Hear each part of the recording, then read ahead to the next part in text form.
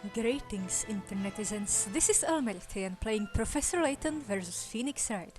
In the last episode, we figured out that the butler is a girl and was trying to frame Maya for the old murder. So now let's get into that case. Also, that gem, the summoning gem was actually fake. It was actually an amethyst, and the real gem was for portals. Yeah, the butler did it.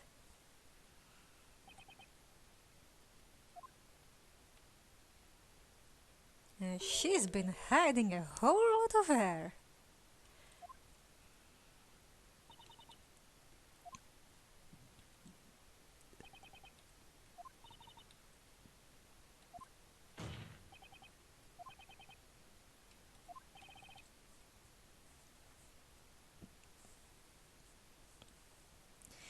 But the chest is either compressed or underdeveloped. I get that.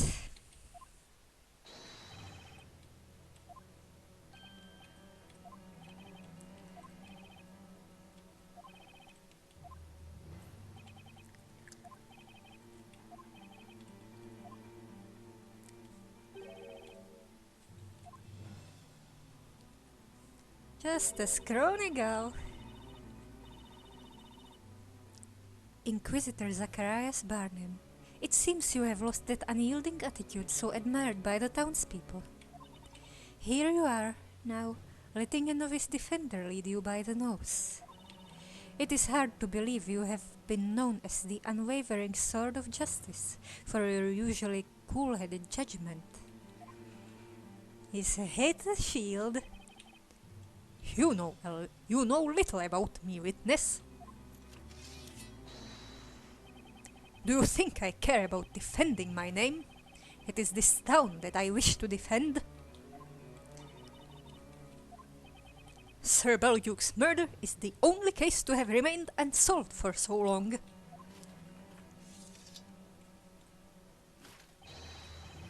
Jean Creer, you shall now testify about it.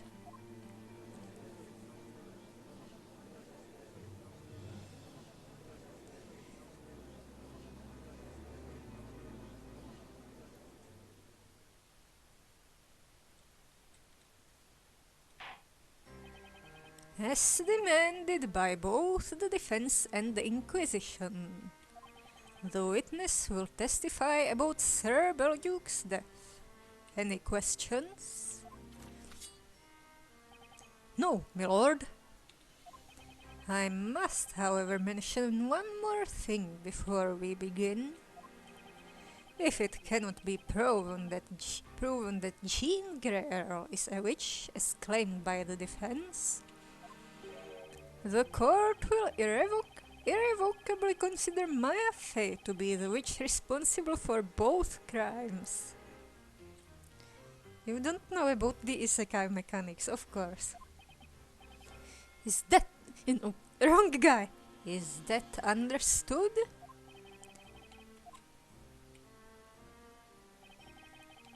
You have no choice, Sir Blue Knight. If you don't want the trial to end right now, ready your sword and face the challenge that awaits. Sword. But the opponent is a real witch. It's a gamble that puts Maya's life at stake. Besides, the defense is the shield. Oh wait, although... yeah, Greg had the sword. At least in his name. Nick! Still Maya. Still Maya's voice. Maya! No witch is gonna outwit you in court.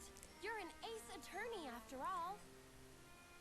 Also, this would be the exact wrong time for Mia to show up. So, let's do it! The defense accepts the conditions. Let's proceed with the trial. Inquisitor Barnum, you may now begin. We shall start with a brief summary of the incident.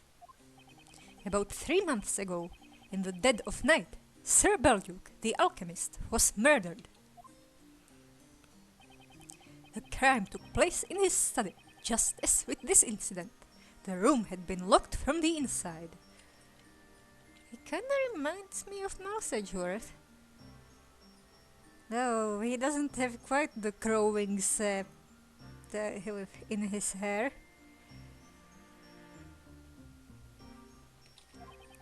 The victim was found still seated in the chair at his desk, so we can assume he was attacked while working.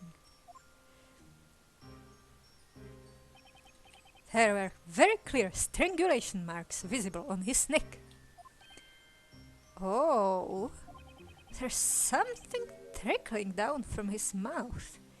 Is that blood? Yes, most likely. The victim probably bit his tongue as he was struggling with his assailant. And you said earlier that some white powder was spilled all over the floor, correct? Yes, hence we expected to find the killer's footprints. However, there were none. The killer must have somehow approached the victim without stepping on the floor. After murdering Sir Belduke, the killer left the room without opening the door. Undoubtedly, the crime must have been committed with the use of witchcraft. The body was discovered the following morning by the butler, Miss Grey Earl. The body was found by Grey Earl. Thank you, Inquisitor Barnum. The court illustrator's sketches will be added to the evidence.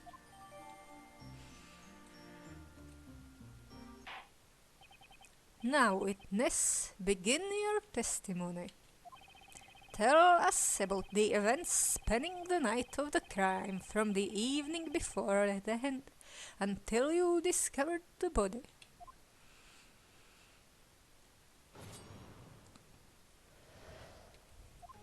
At around 1 o'clock at night, I excused myself and let Master Belduke in his study.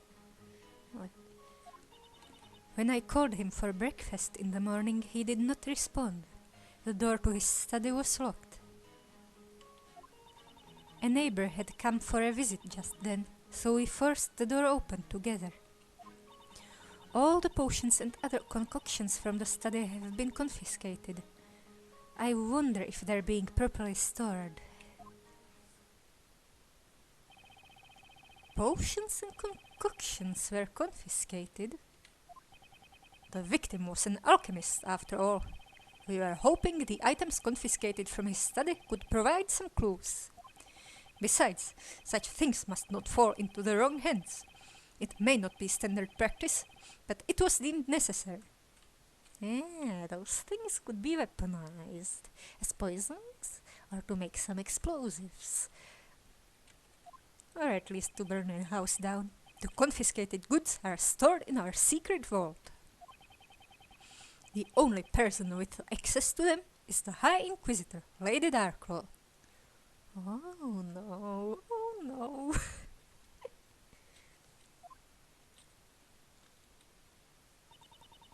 It has caused me great difficulty as I have not been able to put Master's research materials in order as a result. What would her motive be?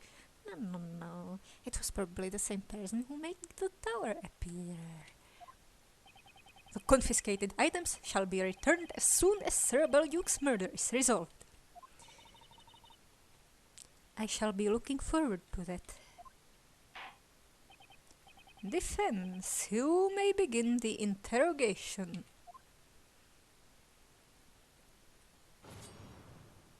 And it's just her now. Hold it! So you last saw him alive at 1 a.m., is that correct? Yes. Master had a habit of conducting his experiments at night. so it was the usual time for me to finish my work. Weren't you helping him with those experiments? He would sometimes have some errands for me, but alchemists generally keep their experiments a secret.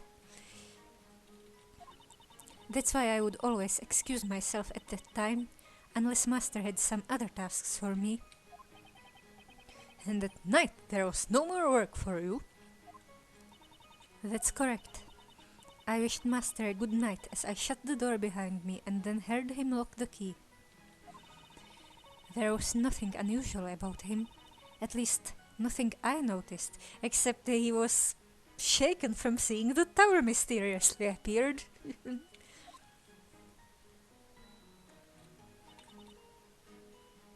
Hold it! And what time was that? Master would always take his breakfast at 9 a.m., so it was around that time. So you didn't have the key to Sir Belduke's study. Is that correct?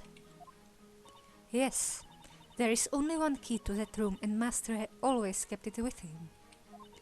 Master's research was a very delicate matter, you see. We had to take strict measures to prevent outsiders from entering that room.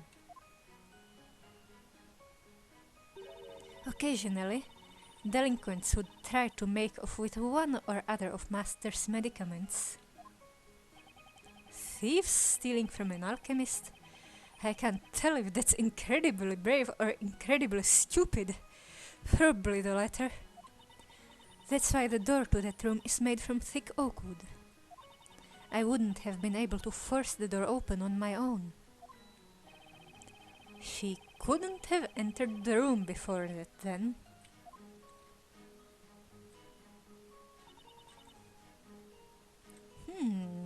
Any person we know? Hold it! Wait, you mean you broke the door? The only key to that room was in Sir Belduke's pocket. The only way to enter the study was to break the door open. And you managed that with the help of a neighbor who came to visit? Yes. It wasn't a social visit, mind. He came as a patient. A patient? Can you tell me more about him? Objection! The victim's neighbor is irrelevant. He has nothing to do with this case. I think you're pushing it this time. A witness is hardly irrelevant. What's got him so shaken? He looks as if he had just had a rush of blood to the head. Oh, was it him? Master Belduke had been making very potent medicines, among other things.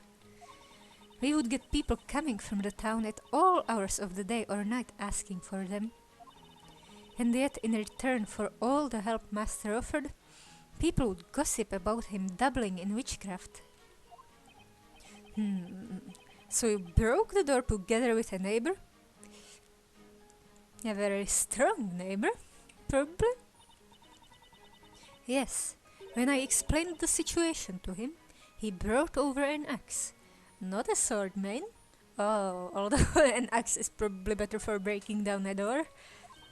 Then he proceeded to attack the door with a great force, smashing it into splinters. I see. By the way, about that neighbor... Who was the... Ah, that's not Mr. Inquisitor. Was it you?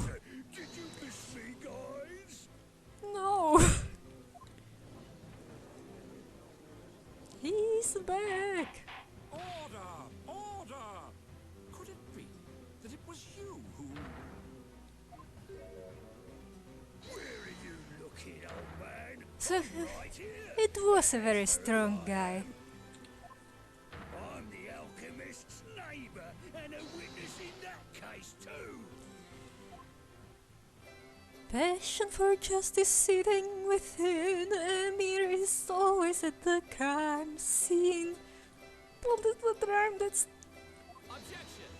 Yeah, are you objecting to the rhyme? It's you again. You're the guy from earlier, right? That's me. Here's the name. I've been Bluey. Are you really the alchemist's neighbor? Seriously? Alright. Freaky coincidence. His house is next to mine.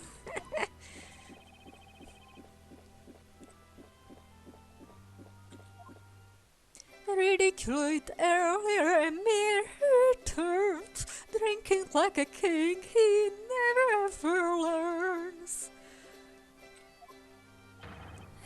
That's why I tried to stop you from asking about the neighbor. I'm so cold and inquisitive about him. Unable to hold his steady cold gaze, Emir drinks fast as if in air days.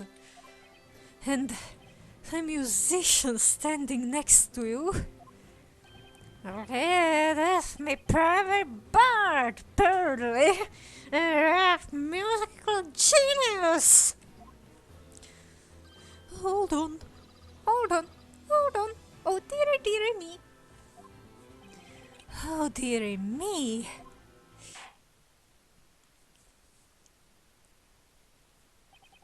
Well, no use shutting the stable door after the horses bolted. Let us move on. Witness, since you're already here, you may as well add your testimony. Testify about what you witnessed on the morning after the crime. You can count on me. I don't meet him. A rich ghost familiar, just like in this case. Hold it! Can you tell me what caused that sudden realization? Sure thing. When the Inquisitors came around, I went to have a little peek at the crime scene. That's when I heard them talking about it. I was surprised because they must have come to the same conclusion as me. Cranky, they can do their job, them Inquisitors, I thought. It had to be familiar. So he was eavesdropping. If I happen to see that familiar user, I'll arrest him myself.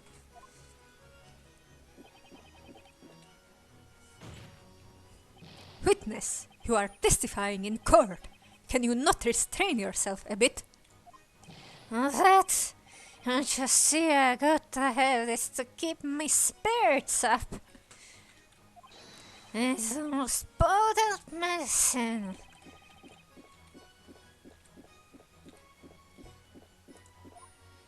They said Drinkemere likes to savor with an intoxicating scent and flavor. Are you drinking some disinfectant grade stuff?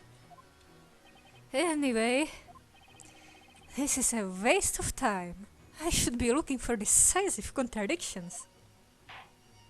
Witnesses, continue your testimonies.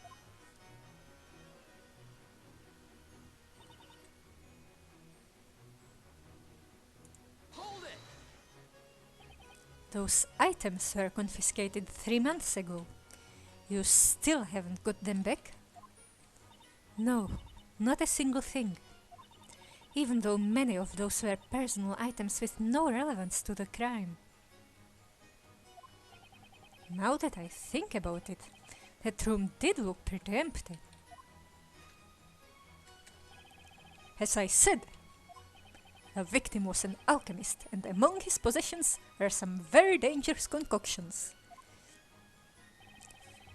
But he did produce medicines to aid sick townspeople as well, to give him his due. Indeed, Alchemy is highly beneficial to the townspeople, even if they fail to notice it.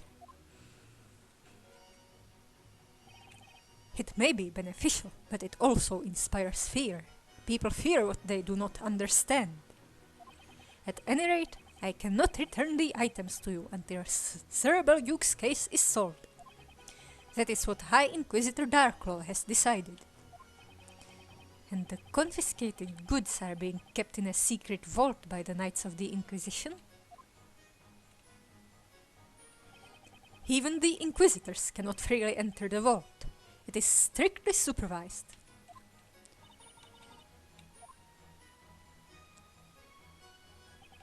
That's all they have to say, huh?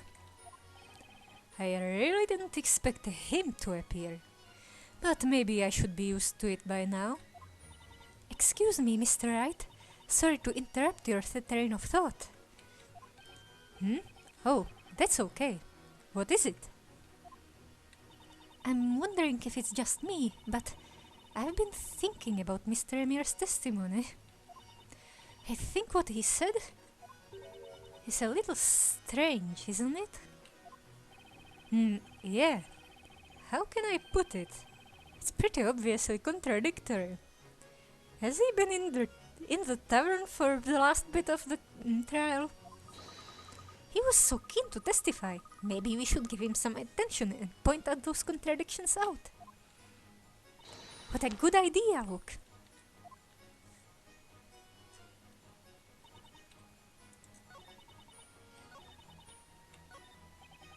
Oh. Does Birdley just not count now?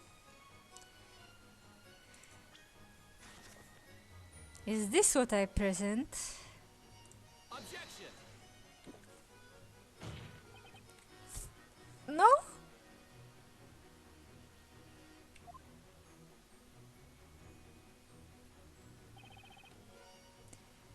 What the heck?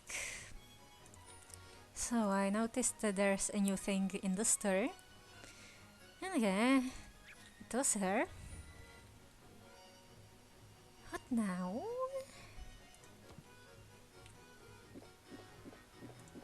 What else? Oh yeah, I'll present this. Objection! There's something you don't seem to understand here, Mr. Emir. The Familia gem in this witch's scepter is a fake. The gem is useless. Just like this buffoon's testimony. Huh? Oh, it's the big fried egg looking eyes. Like sometimes the judge gets. Therefore your testimony doesn't hold water. Just like anything else he says. Psh. What? Ignored and scorned without credibility, will majestic Emir now show humility? What? A fake! You should have listened to the trial more carefully.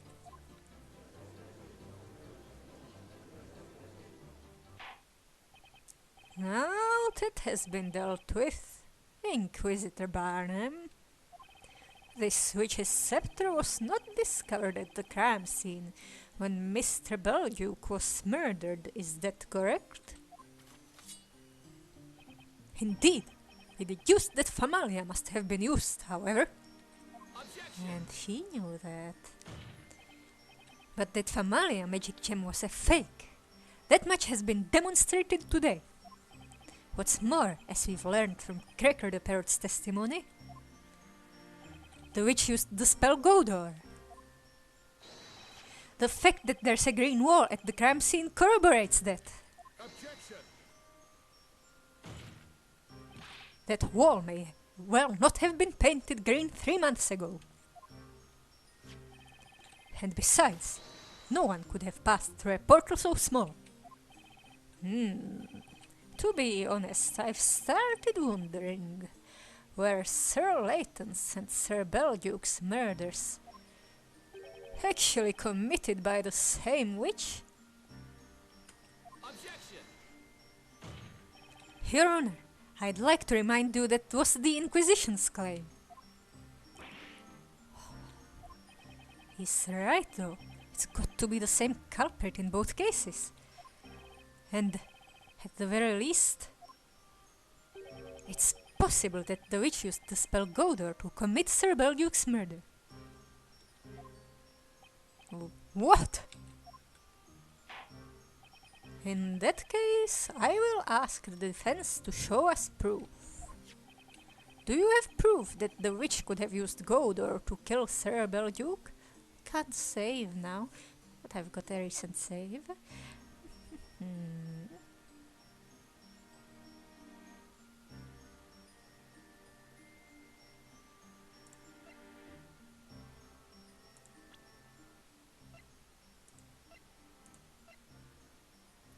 The floor plan? The powder on the floor, perhaps?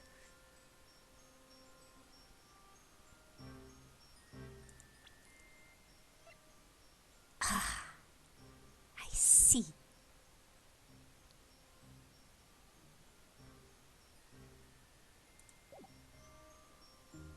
Take that! I'd like you to take a look at these.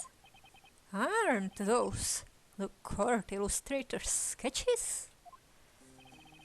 As you can see from this sketch, the victim was seated at his desk when he was murdered.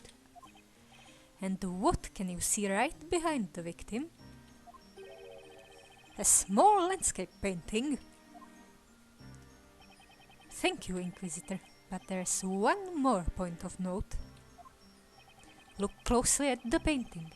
Do you notice anything behind it? Oh, I see it. The wall behind it had already been painted green. Which means the witch could have used the portal spell there 3 months ago. Objection! One moment, my lord. Consider how small that portal would have been. Could a witch have passed through it? I think not. What about her arm? Objection! Of course, the witch would not be able to go right through it. However, if you look at the distance between the portal and the victim, you will notice that the victim, Sir Belduke, was sitting just an arm's length from where the portal would have been. The witch did not have to enter the room at all. All she had to do was reach through with her arms in order to strangle Sir Belduke, who was sitting right under the painting.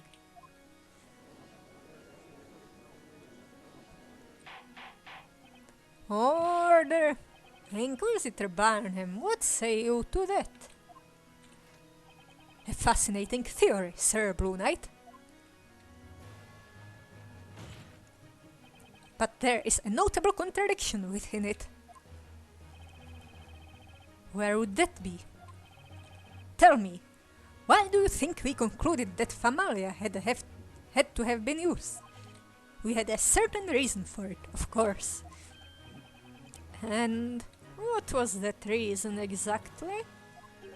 The crime scene had been tampered with. How so? Imagine the circumstances of Sir Belduke's death, and it should become obvious, even to you. The victim was choked to death. And yet there were no signs of a struggle. Highly improbable, don't you think? Unless he was drugged with sleeping pills or a sleep potion. What are you getting at? Think about it. Can you imagine anyone just sitting back and letting themselves be strangled? Clearly there should be evidence of a struggle. And since we haven't found any, that must mean the killer erased all traces of a fight from the crime scene.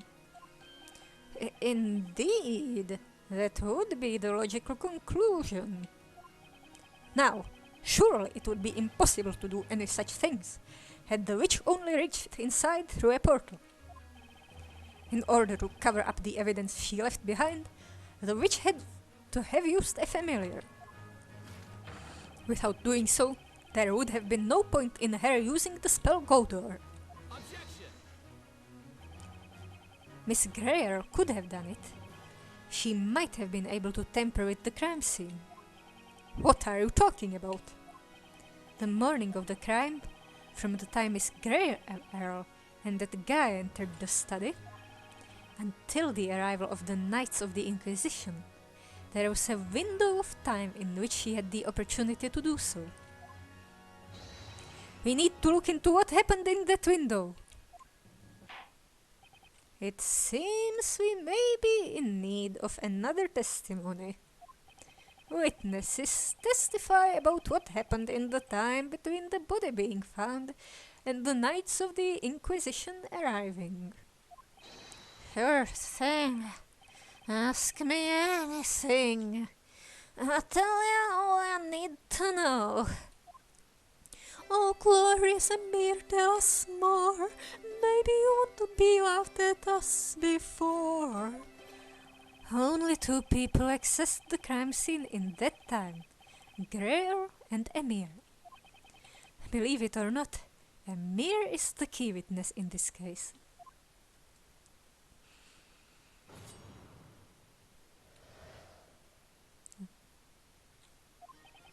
I broke down the door and saw the alchemist slump in his chair. Gave me a jolt. What the heck is that skull bottle? The butler heard to call the Knights of the Inquisition. He never entered the study. How did I do that? Oh yeah, I was asked to keep an eye on things. So I went to have a better look at everything. Did you steal that bottle? Oh, that made me pretty drowsy, so I went and took a little nap on the couch. Did you drink anything you found in there? Wait, what? Mr. Emir? You said the butler didn't enter the crime scene? Yep. He never set foot in there. The moment he saw Belduke, he told me to stand guard till the Knights of the Inquisition arrived. And then off he went, a resourceful apprentice that a alchemist is. I thought myself, I almost feel sorry for you, Sir Blue Knight. After all, your suspect couldn't have tampered with the crime scene. That can't be true. Defense, please proceed with the interrogation. Yes, Your Honor.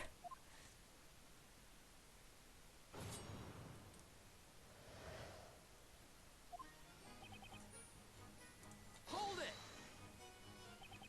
Before you smashed the door, did you check that it was really locked? Course I did. And did you check which way it opens? I tried to get it open without resorting to brute force, but it wouldn't budge. So I went to fetch my lovely little axe. His wooden enemy stood tall and still, yet Emir sprang forth. It was overkill.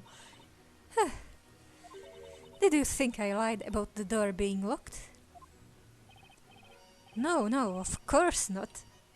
Boy, she's so sharp she might cut herself. Or me. Most likely me. So then I went inside. The alchemist was slumped in his chair. While we're at it, allow me to confirm something. When you entered the room, did the victim look the way he does in this sketch? That's it. Spot on. Nicely drawn too. I know.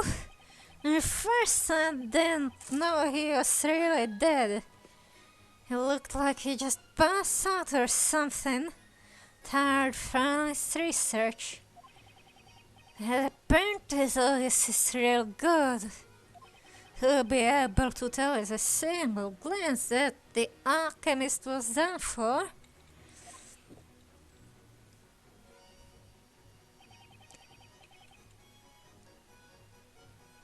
Hold it!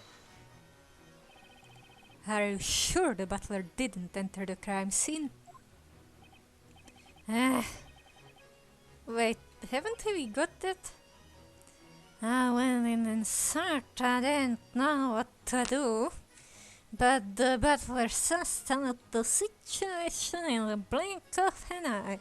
That's somewhat suspicious, but it might just be the medical training.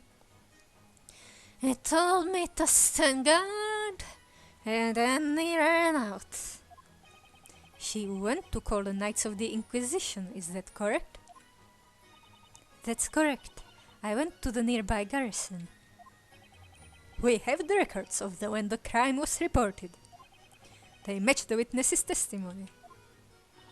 I returned to Master Belduke's house with 2 knights. They began an investigation immediately, taking away Master's research materials and concoctions. In the end, I wasn't able to enter the room that day. There can be no doubt about it. As she is the alchemist's apprentice, she was under close observation following the incident. I wasn't aware of that. So in the end, she didn't have access to the crime scene at all on that day, huh? By the way, what were you doing at that time? Me?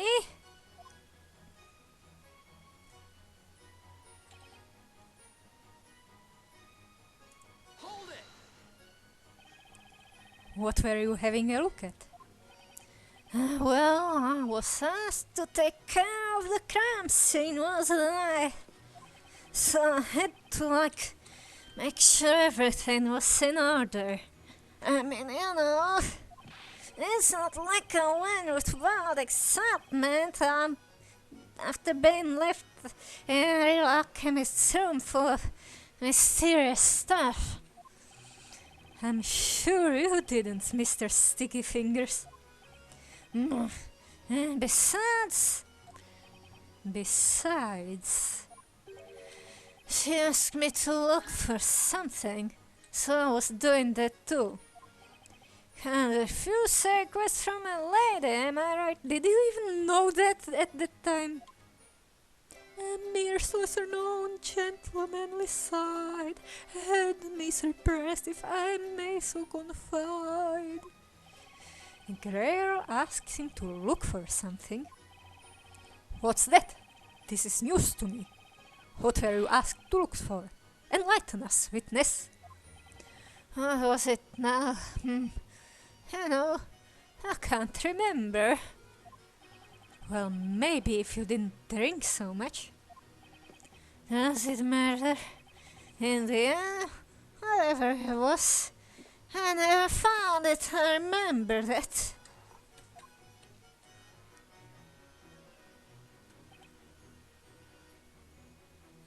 Wait. Didn't I hear a voice? Hold it!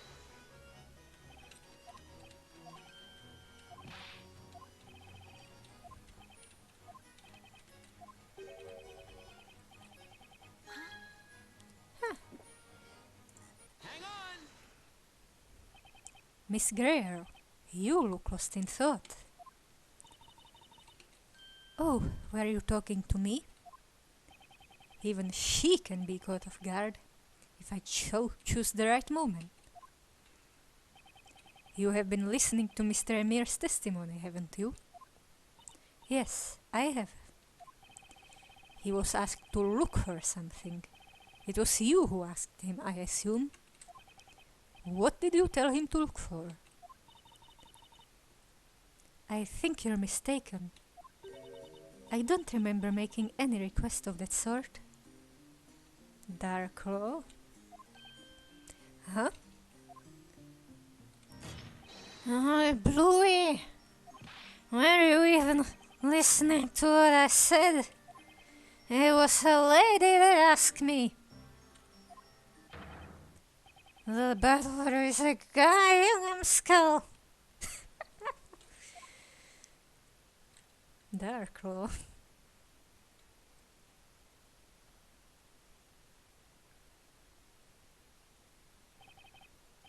Hey, what's up? Why is everyone looking at me like that? Quite a while ago we learned that the butler, Jean Grey, is actually female. Well, that's why when you said a lady asked you to search for something, we assumed it was Miss Grey. Well, daydreaming, listening, but not hearing. That look of shock is almost endearing. What the? Why didn't anyone tell me before? Do you require a personal notification? You should have been listening to the trial. Knights of the court, squabbling with the witness is most unseemly. What I would like to know is this. Who was the lady that made the request of Amir? A scary purple lady? No, yeah. It was actually Miss...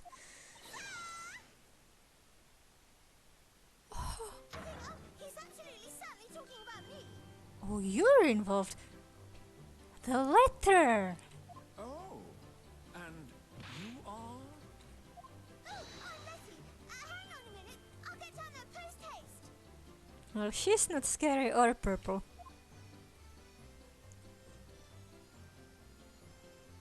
Alright. He, Miss Letty? he does have a soft spot for women. Me? Who am I? I'm Letty Mailer. I'm the courier. The courier. A courier is a person who collects and delivers letters or packages. I know. Thanks anyway, Espella. I wish she'd stop misreading my mind.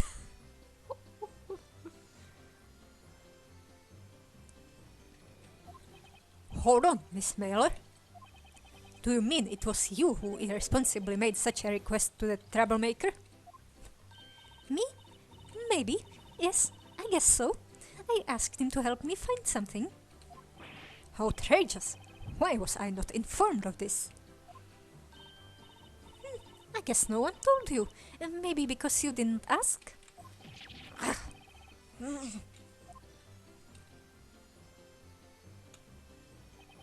It seems we will need to ask you to testify, Miss Mailer. Explain to us how you were involved in this case. Frankly, I wouldn't say I was involved in anything. Now I'm in a tight spot. I bet it's because that guy said something weird about me. He's up on me, lady, like the saying goes. If I'm gone down, I'm taking it with me. It's been in a pickle on their own. Now then, Miss Letty Mailer, testify about that day.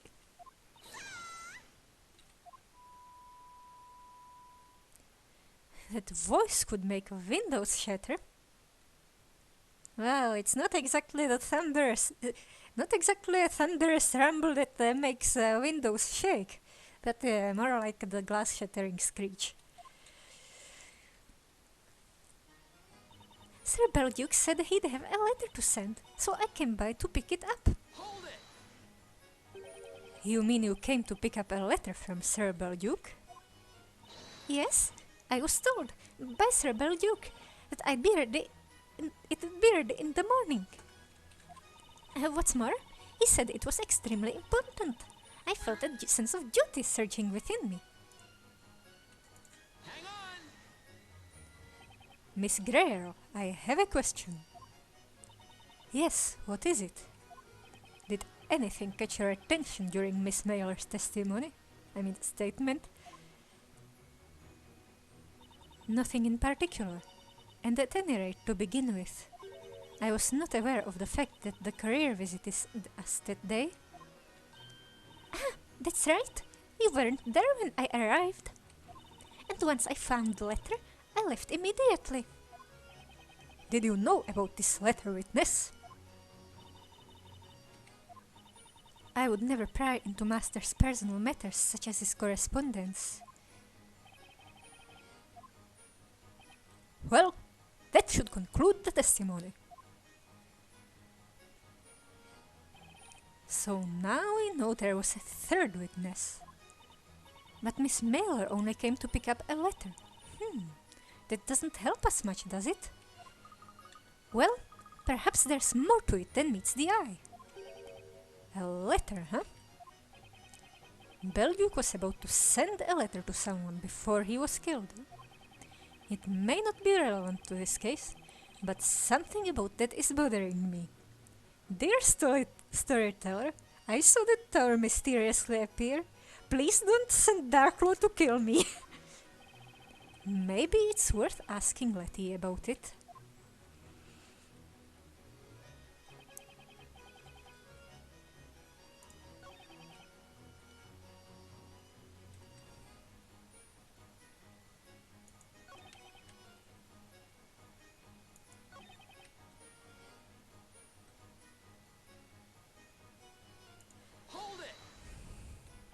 You took a nap in a room where a man had been murdered, with the body still in there?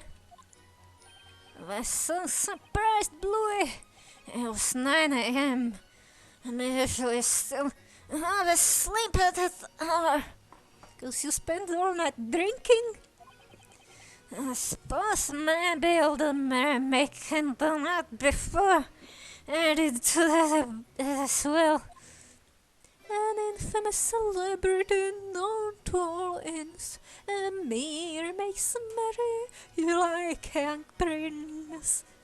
So yeah, I was kinda overcome with drowsiness. There's nothing else I could do but go to sleep, right? When the butler returned, accompanied by the 2 knights, he was supposedly sleeping noisily on the victim's couch. You mean he was snoring? He doesn't seem like the guy... He doesn't seem like he'd be haunted enough to scream in his sleep. Apparently he was grinding his teeth. I shouldn't have asked. But then anyone could have tampered with the crime scene when Mr. Emir was asleep, right? Good catch, Rook. Anyway, I barely caught a wink of sleep when those nights arrived. And my teeth grinding has sort of a paralyzing effect on people. So I've been told. Is it that terrifying? So even if someone had come in, I don't think they'd have been able to do much. Right.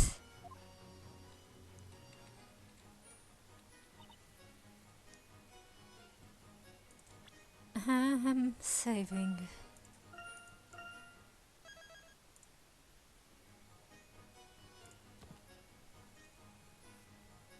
A letter. Do I just present the letter? Objection!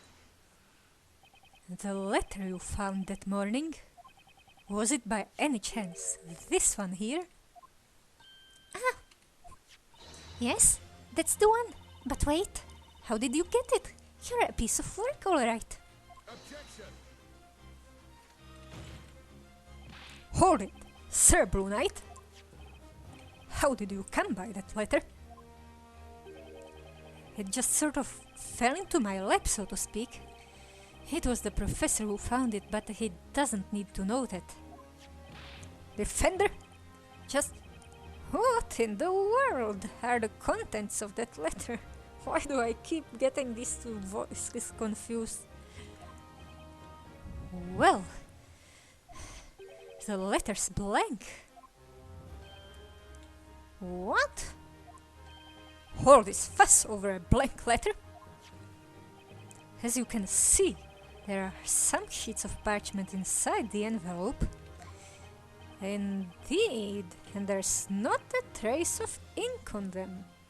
What is the meaning of this? Don't forget that Sir Belduke was an alchemist. He may have used some kind of invisible ink to write that letter. Indeed. That would make sense. About that, it doesn't make sense to me. What? Miss Mailer? The thing is, when I saw that letter, all the pages were full of writing. So, you know. Oh, it's special ink that fades. Objection. Hold it, witness. You saw the contents of Sir Belduke's letter? I didn't read it. It's just that, you see. Witness, this is an important matter. You will need to testify about it. Tell us what you know about this letter.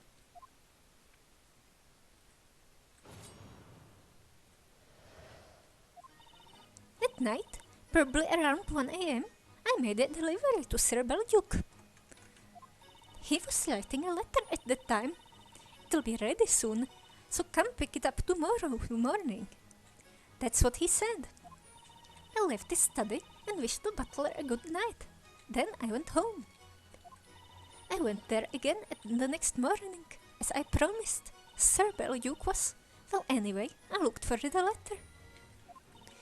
Then that guy went out like a light on the couch. I got a little scared, so I left as soon as I found the letter. I see. So you witnessed the victim write the letter? I wouldn't say witnessed. That sounds so legal. The sheets of parchment were on his desk though. I saw that. And they were covered in writing, margin to margin. But you don't know what the letter was about. Telling you would be a breach of our privacy policy. I can't reveal its contents, or who it was addressed to. Oh, of course, I understand. Frankly, I didn't get close enough to Sir Belduke's desk, so I couldn't make out what he was writing. In any case, where did you find the letter the morning after the victim was found dead? On a shelf next to his desk, in a small letterbox. Yes, right there, next to his head. I was a teeny little bit scared though, coming so close to a dead man. So that's where she took the letter from. It was right next to the corpse, huh? Oh, he was drawing the Triforce. Now that the circumstances are clear, we shall proceed to the cross-examination.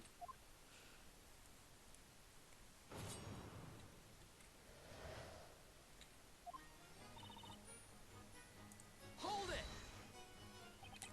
That's pretty late to be making a delivery. Look, he's an alchemist. He gets loads of strange packages. That's why. He'd often order various implements from the glass craftsman, or have someone gather wild herbs for him.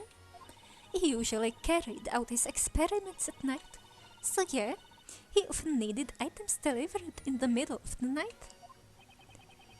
Did Sir Belduke seem at all different than normal when you saw him that night? Different? Let me think. Actually, yes. I think it was about 3 days before Sir Belduke's death, that lightning strike. Excuse me, Miss Grey Earl. Oh, what is it? Did anything in Miss Mailer's statement catch your attention? Well, just the lightning strike. Master Belduke did certainly change following that event. I wonder why it affected him so much. An alchemist and the sudden appearance of an old bell tower. Could there be some sort of a connection between them? Anyway, it looks like Grey Earl is as much in the dark about this as I am. By the way, that strange lightning strike was not the result of witchcraft. How do you know? What else would it be? I see. Well then, let us carry on. Maybe the lightning was normal, but the tower was magic. He was writing a letter. Yeah. Hold it! You saw the letter he was writing? I told you before. There were sheets of parchment with him writing on them on his desk. I had a very quick look. There were so many sheets. The letter must have been very long. Then how can you explain the letter being blank now? That's just it. That's what I'd like to know as well. I wish I had some earplugs. Sir Belduke, he was holding a pen when I arrived with the delivery. So he was in the middle of writing. And also, he told me to pick up the letter next morning. And then you left his study.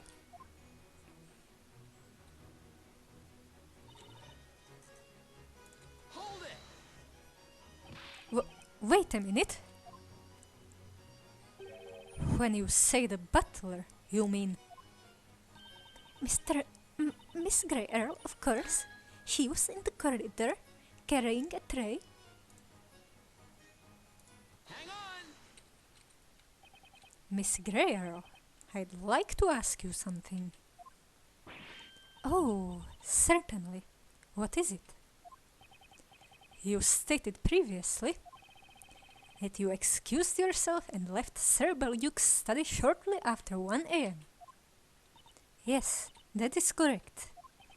However, according to Miss Mailer's testimony, the two of you came across each other while you were waiting outside that room.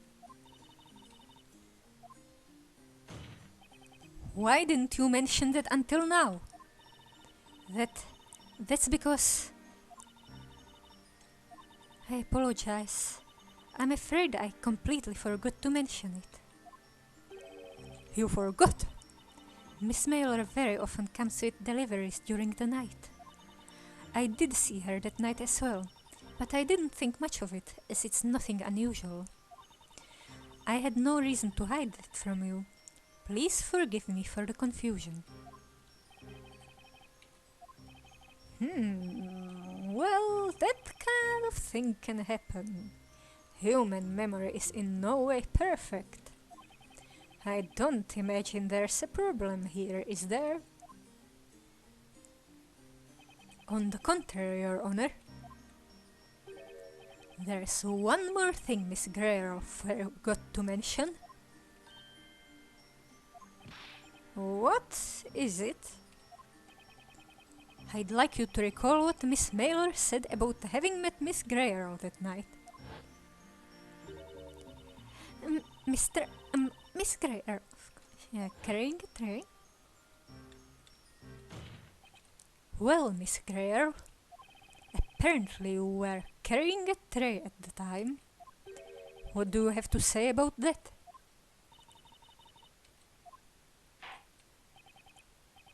Jean Greer, I believe you should add that to your testimony. As you wish, my lord. It's unlikely she really forgot about it. The fact she tried to hide it must mean something.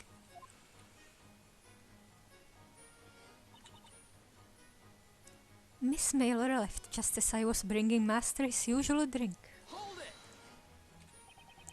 What do you mean by usual drink? When Master's experiments continued into late hours, he would always have some juice to ward off sleepiness. Juice? What kind of juice? Tomato juice. Who else was it that liked tomato juice? Oh yeah, I think Medengard likes grape juice. No, he likes tomato juice as well, someone. But no, I heard a man's voice, I think. Hang on! Excuse me, mister? Mister? Oh, no, nothing about it! Nothing! Nothing at all!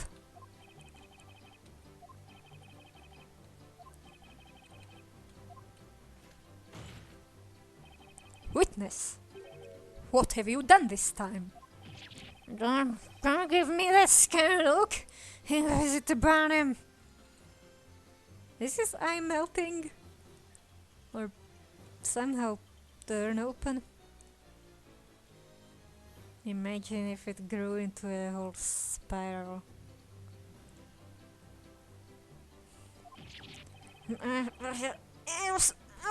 Just a little bit. Seriously. Hardly anything at all. What are you talking about? Is this Jude a kleptomaniac? What do you think I'm talking about? The juice. The tomato juice, of course. Tomato juice with, like, guarana or something with caffeine. Not sure if it has caffeine. Something that gives you energy. The tomato juice? Oh, you didn't. Surely even you wouldn't. Oh, like I told you before, the thing I saw I already did this the previous night. Was the tomato juice drugged with sleeping pills? With some sleep medicine? When I woke up, my head was pounding. That's why I went to see the alchemist. But you know what happened? And when I was left alone in the alchemist's study, it kinda caught me out. The bottle, I mean. The tomato juice? I thought it might make the headache go away, you know. So you drank it? The juice? What? Stop! So you drank it? The juice found at the crime scene? Well, I shouldn't lie. It's a drink in it. Or else I do with a drink. I'll drink it, right? And can you tell us where that bottle is now? Come to think of it, I don't remember seeing it at the crime scene. It has been confiscated. Confiscated? As I mentioned previously, the occult crime analysts confiscated all of Master's personal belongings from the crime scene. Is that so? Well, I believe we should take note of that bottle and add it to the court record. So, there I was having a bit of juice when that girl came around. To tell you the truth, I don't quite remember what happened after that. That's when he passed out, huh? I went there again the next morning. Hold it! You took the letter from the crime scene? That's right. I took it from the crime scene. Objection! Do you not realize that pinching evidence from a crime scene is itself a crime worthy of severe punishment? Well, it might be a crime, sure, but just look at the witch's defender. He's got to defend a witch using any dirty tricks at his disposal. Dirty tricks? What dirty tricks? I thought you were gonna to say that I steal evidence. But well, that was my ass thing. It's the same for me, you know. I'm a courier, so come rain or shine, I've got to deliver. Not to mention snow and the gloom of night. Where there's mail, there's mailer. I was so inspired by the young lady's spirit. I just had to help. Although inspired by her dedication, he betrayed a lack of concentration. It is entirely my fault that it came to that. Had I only been at the residence then. Blarg. Greer was out notifying the knights at the time. Then that guy went out. Hold it! He went out like a light. He was helping me look for the letter, and then it happened. Out of the blue, he just passed out, the rascal. He collapsed, and his eyes rolled back. He wouldn't move. It almost sounds like he died. No such luck, unfortunately. That horrible sound, he was grating his teeth. I thought my ears would explode. Yeah, sure what came over me. Never happened to me before, sleeping like that.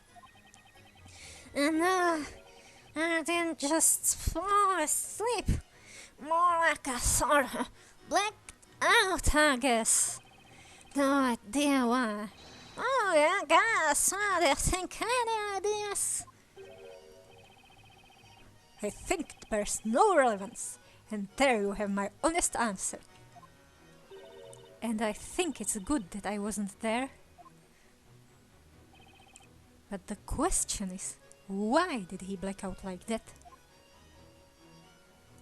I have an idea. Your Honor, I might have a clue as to why this witness suddenly lost consciousness. You do? Really? Yeah, work it out, Bluey. If that's the case, may the defense present some evidence. Which piece of evidence shows why this man fell unconscious?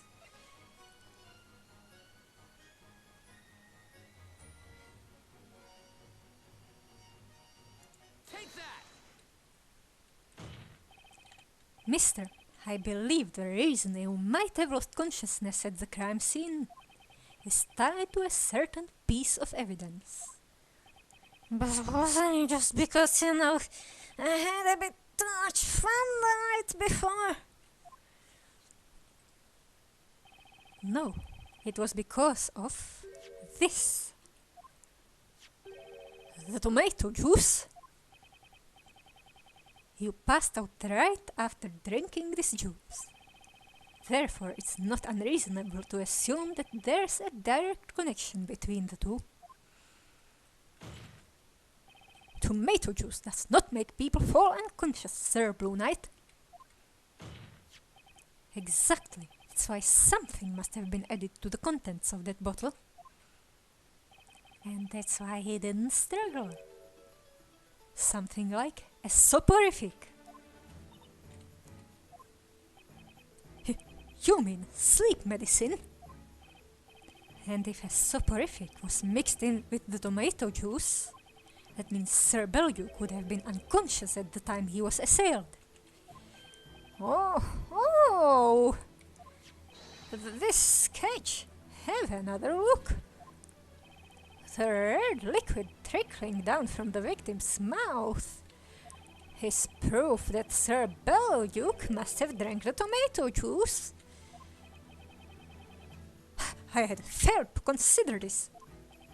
Inquisitor Barnum, I bet you remember saying this to the court. Can you imagine anyone just sitting back and letting themselves be strangled? Clearly there should be evidence of a struggle. And since we haven't found any, that must mean the killer erased all traces of a fight from the crime scene. However, if the victim was unconscious when his assailant was strangling him, then the killer could have committed the crime through a small portal big enough to put their arms through after all. Objection! That may be so, but tell me this. How would the culprit have managed to obtain such a strong soporific? It's an alchemy lab. It was very simple, and I think you've realized why. From the alchemist. That's right. An alchemist would no doubt have a wide array of various medicaments in their possession, and an apprentice would have little trouble stealing some of them from their study. Isn't that right, Miss Grey Earl? But I'll save now and see you next time.